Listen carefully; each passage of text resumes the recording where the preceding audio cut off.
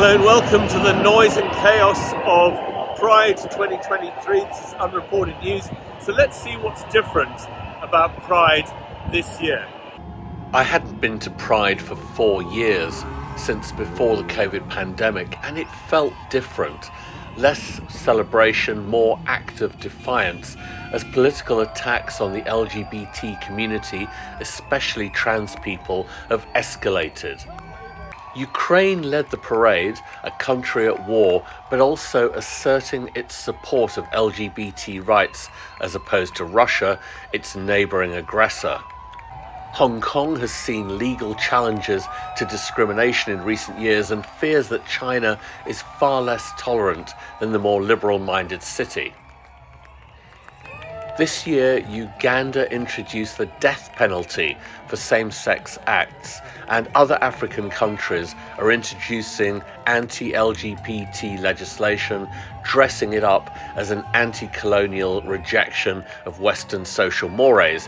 It's actually just bigotry from governments that are failing on domestic policy and influenced by religious groups that, ironically, are often funded from the United States and Russia.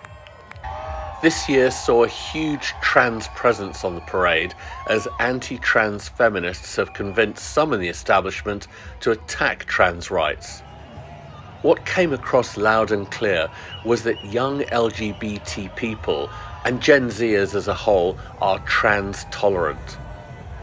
And of course, drag queens have also been under sustained attack in the United States in particular, but also the UK, as part of the so-called culture wars.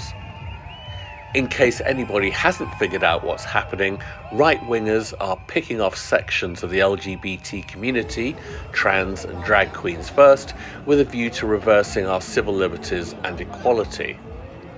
This was the Coca-Cola float that earlier in the day was the subject of a protest by Stop the Oil, who sat in front of it before being moved on by police.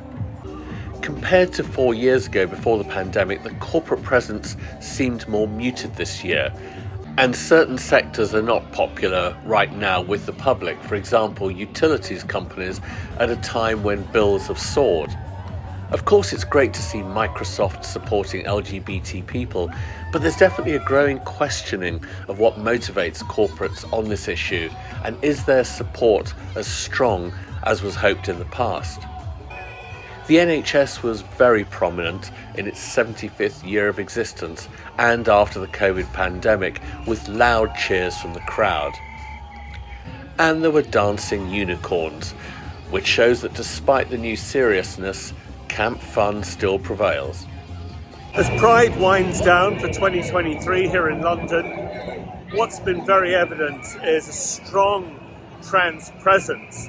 Also, a lot more diversity than I've ever seen at a Pride before. I think it's been a lot more political, less corporate, huge NHS presence. But what's really interesting from my point of view is that I think while the Terfs have made some progress with their arguments with the establishment and lawmakers, ultimately the mood among young people, young activists, means that I think ultimately Terfs will lose the battle, because they don't own the future, they don't own the youth.